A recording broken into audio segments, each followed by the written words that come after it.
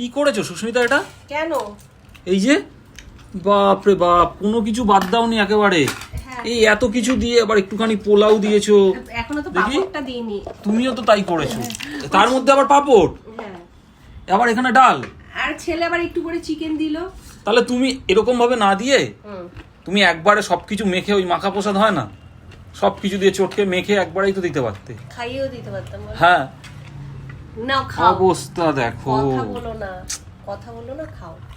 আর এই চাপের একটু গ্রেভি নাও এর মধ্যে। আবার দিও না, এই দেখো সব ভর্তি করে দিয়েছে একই প্লেটে। আমি খাবোটা কোথায়, মাখবোটা এই কোথায়? যখন বুফেতে খাও তখন কি করো? বুফেতে খেলে একটা একটা করে গিয়ে নিয়ে আসি, যখন যেটা মনে হবে সেটা গিয়ে নিয়ে আসি। আবার এরকম অনেকে এরকম সাজিয়ে অনেকে কিন্তু আবার সাজিয়েও অনেকে নিতে পারে, আমি তো নিই না ওইভাবে। এবার মাখবোটা কোথায়, মাখার জায়গাটা কোথায় আমাকে বলো। আগে পোলাওটা খাও, ঠিক আছে, তারপরে ডাল দিয়ে মেখে ভাজাগুলো দিয়ে ভরিয়ে ভরিয়ে খাও। কিছু বলার নেই তোমাকে, তুমি আমার মাথাটাকেই গরম করে দিলে আজকে দুপুরে খেতে বসে। আমার তো খিদে পায়, আমি এখন তুমি একটা একটা করে খাবে, আমি বুঝতে থাকবো? তুমি সেটা চাও? ঠিক আছে না, আমার কি করা যাবে, চলো এইভাবেই খেয়ে নিই।